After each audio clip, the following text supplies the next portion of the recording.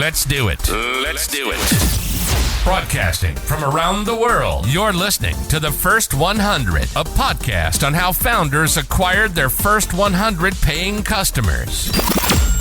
Here's your host, Hadi Radwan.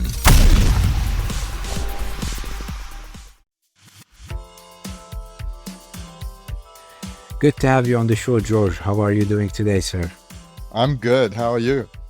I'm doing excellent. Thank you for joining the podcast. I love what you guys are doing because I recently had a baby. She's almost 2 years now. It's not very recent. And what you're going after is a very interesting solution to a very common problem that probably has been hidden in plain sight with a lot of families. Before we start, I'd like to give a quick introduction for our listeners. So George Moringer is one of the founders of Tapouts, which is an online program that coaches children to practice social and emotional skills.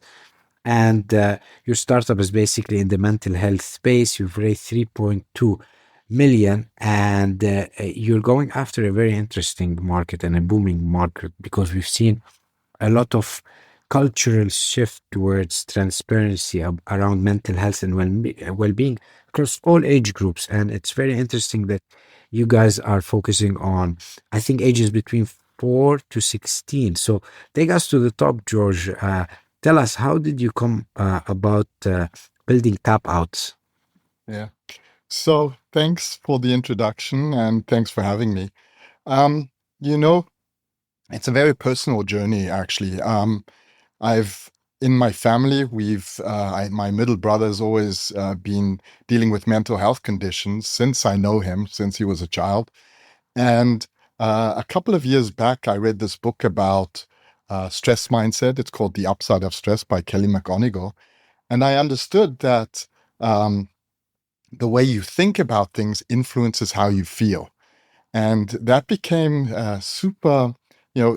it just became super interesting for me to, so the way I think about things has an impact on my physiological, kind of like how I feel about things, and went deep into that. And then I learned about social emotional learning skills and the impact that has, like teaching kids about their emotions, about their thoughts, about like goal getting, goal setting, and what kind of impact that has on a child's life, on the future trajectory of a child's life, and that it can, the probability of having to deal with mental health conditions later on in life is reduced by a factor of like 3 or 4.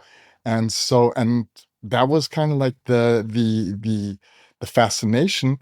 Oh, maybe by teaching these skills to my brother, maybe he would have had an easy approach to, dealing with his mental health conditions. I went deep into this, and we hired researchers and therapists and psychologists, and built out this program. And just the impact that this program has on kids and their families is just tremendous. So that's how it all started, out of a personal journey. And when we started, we did not understand the amount of impact that we would have on a family's life. We thought, okay, let's teach these skills, and at some point in life, kids will understand that this is super helpful. But the love that we get from parents and kids about what we're doing is just fascinating. So, yeah. Amazing. I think there's a lot of listeners who might have kids. So give us a small background about what the product is, how can people find you, and then what's the expectations? And then if there's any family members listening who have kids, what are signals that they should look at to consider, like, okay, my kid needs probably some support? Yeah. Well, let's answer your first question. So what social emotional learning skills are is for every child. And it's neurotypical or neurodiverse. That means that it's not about any condition being prevalent. It's about teaching these skills as like a supplement to your parenting or education. So in the future, the probability of kids having to deal with social emotional or mental health conditions or mental health conditions is, you can reduce those. And so we have kids on that have, ADHD. We have kids on that have anxiety. Anxiety is a big topic among kids, loneliness, etc. And we have kids that are neurotypical, where parents are just concerned about social media and about like the whole what's going on out there at the moment. And what social emotional learning skills does is it gives them a sense of resilience and teaches them resilience and how to deal with any kind of adversity that they have to deal with in life. So it's for every child. And, as I said, we have kids with autism on the program. And it works wonders for kids with ADHD or whatever. So it's super powerful. And this is what Tapouts is, our mission is to not only sell our service, it's about getting the message out there that parents understand that teaching kids these skills early on in life will have a huge impact on their trajectory. Amazing. Thank you for sharing all of this information. Take us back to the founding aha moment when you started it. How did you position your product? Who did you approach first? Who was your ideal customer profile? Because we know that the kids are the end users. They're going to be utilizing your app, but the parents are practically the paying customers in that case. So walk us through that process, how you think about it. It was difficult. We had, at the beginning when we started, we had a product. We developed the product for 1.5 years, did some beta testing. And it's always different to beta test something and then to have real customers try your product. And so initially we put the product out there. It was a program. It's 30 minutes of coaching once a week in a group, because groups are super powerful. And we might be able to talk about like why groups as well. And initially, kids hated our program and didn't want to do this. Their parents signed them up, and your kids didn't turn on their camera. They didn't participate. They had long faces. It was just a nightmare. And I remember standing in the office, devastated because we put so much effort into this, and we were like, "How can we get this to work?" And within 2 days, we figured out, okay, gamification is the thing. We need to add gamification to mental health. And just by combining those two, that was our thesis, was that by combining gamification with mental health, that we might get kids more interested. And so within a weekend, we added gamification, something called Tapouts Experience Points. And suddenly that was a game changer in how kids utilized the program. They turned on their cameras, they participated, they were good sports. And that was the kind of like the big moment where we understood, wow, we have something, because kids love it. We know that parents are looking for something like this, because we did initial tests on Google Ads just to see how a program like ours would work out there. And it was crazy to see the click rate and the interest for a product like ours. And so we knew that parents would love it. We also thought, oh, if parents love it, then kids love it. But that was, as I said, that was a bit of an issue. We changed a lot of things really fast, because I also believe that putting a product out there is the best thing, because the customers and the users will pretty much tell you brutally what they want and what they don't want. And so it was super interesting to get the first customer on, and we celebrated that first customer. We drank champagne, and we thought, this is the beginning. It's gonna go fast, and we went slowly. We did it through a Facebook ad, so we put out like ads because we are a B2C company. So putting those ads out there, we had no clue who to target, like who was the right customer. No idea. We didn't know if it would be moms or dads or grandparents who would sign up their kids. But pretty much we learned that parents were those that would sign up, and 90% of all of our customers are parents, are moms signing up their kids. And it was really difficult to find the right approach of how do you sell something to a parent.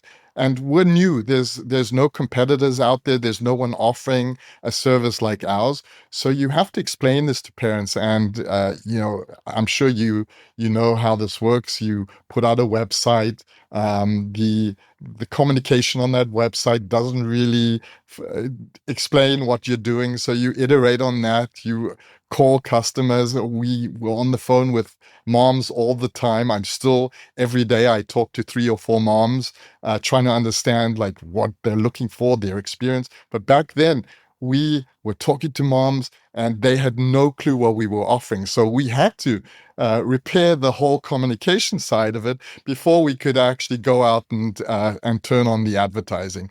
And so it was a super exciting experience to be flexible at all times and to be able to listen to what parents are actually asking and understanding, and then tweaking that, putting that out there. And over time, if you look at our website now, it's there's a lot of development going into the communication alone to explain this to parents.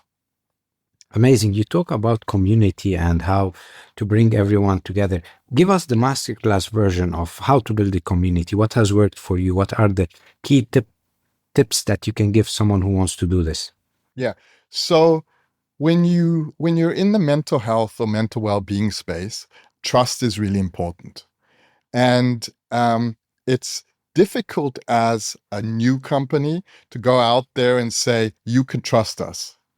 And our goal was to build trust by utilizing influencers. And that's how it worked with us. We built a community through our work with influencers, and we found influencers that were in the space, that were moms, that had children, and got their kids onto the program.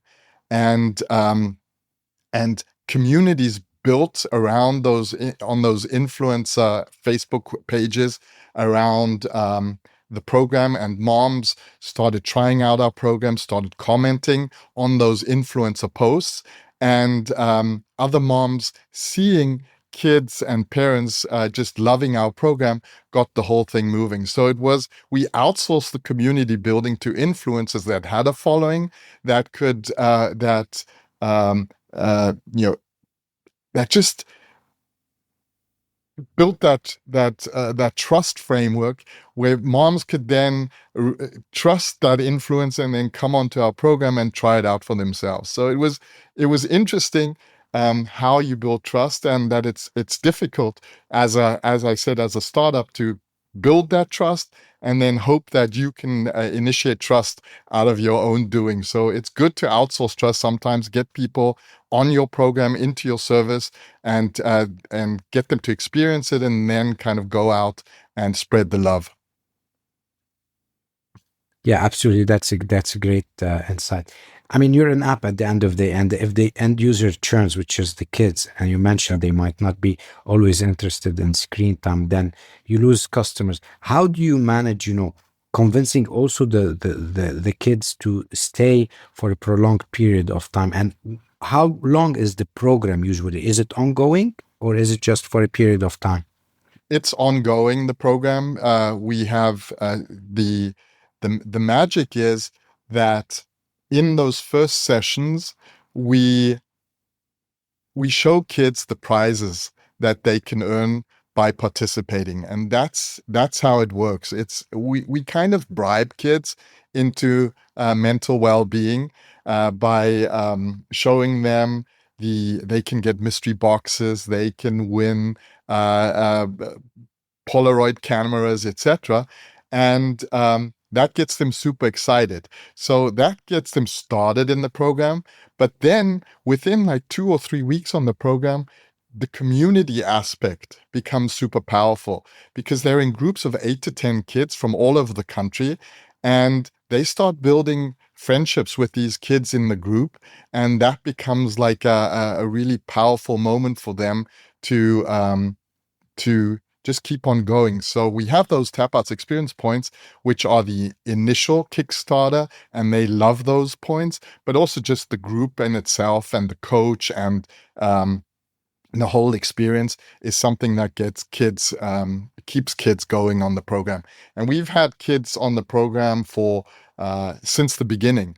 So there's a lot of kids that started when we launched, which was beginning of 2023, and they're still on the program and learning these skills and meeting other kids from all over the country.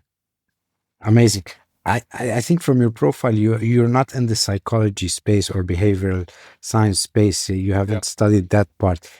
If there's a founders out there who wants to do something that they're not experts in, how do they go about and doing it? What was your, 5, 6 things that you had to do to get Tapouts out there?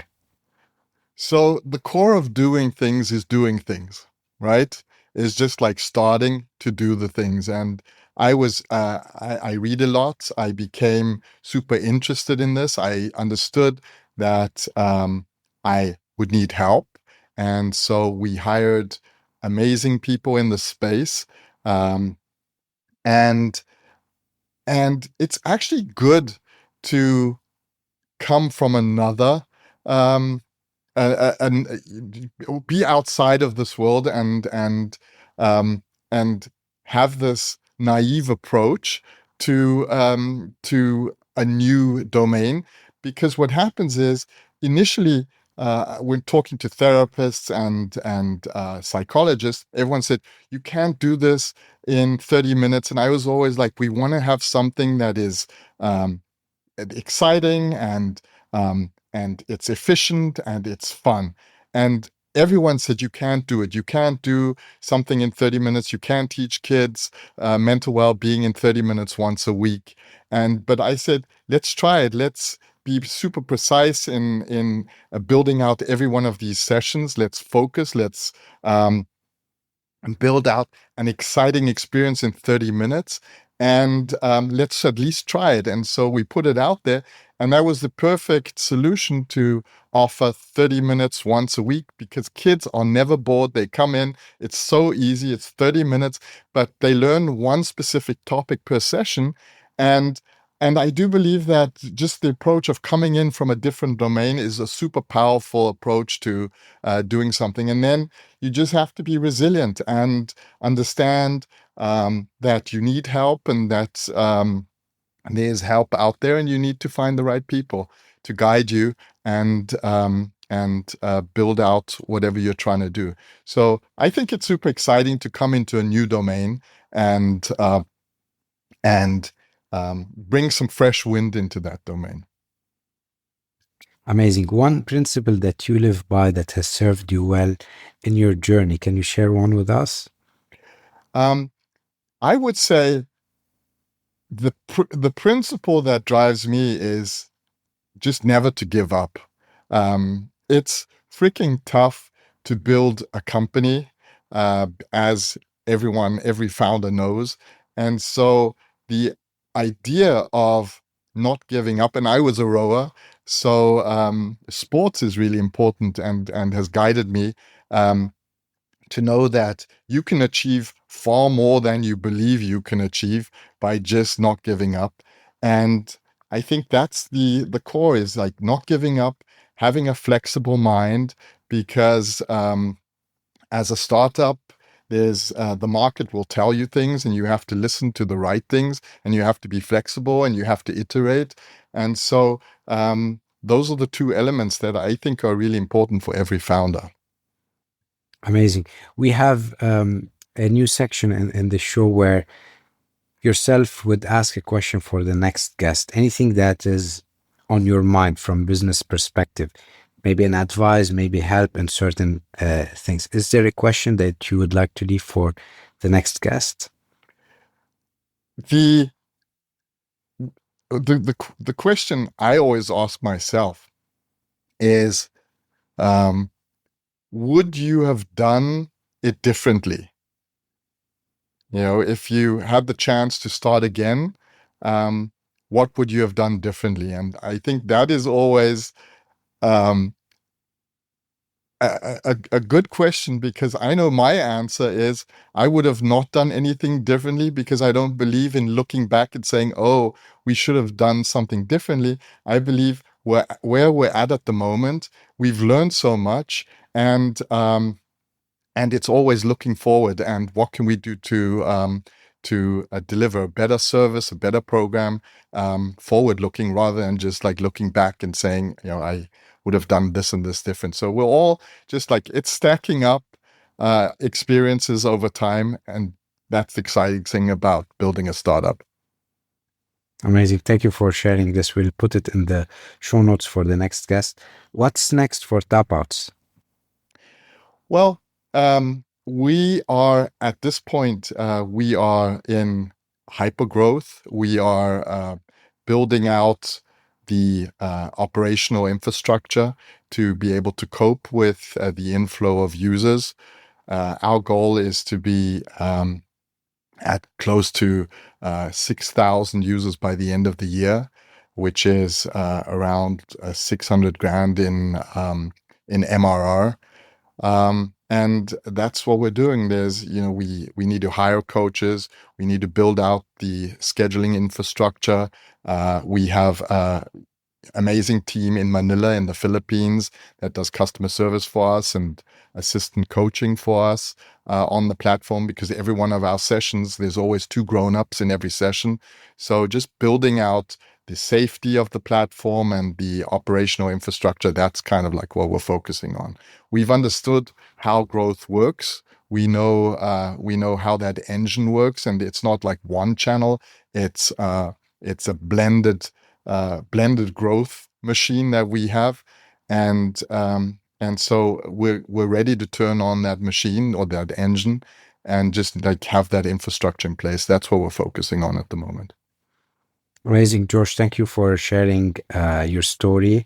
You are on a great mission. We wish you the best of luck. How can people reach you? Best way is to email me at george@tapouts.com, or to go to our website, www.tapouts.com, tapouts.com.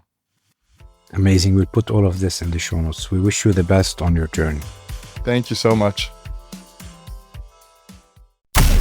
Thank you so much for listening to the First 100. We hope it inspired you in your journey. If you're enjoying the podcast, please subscribe to our podcast on Apple iTunes, Stitcher, Google Play, or Spotify, and share it with a friend starting their entrepreneurship journey. Leave us a 5-star review. Your support will help spread our podcast to more viewers.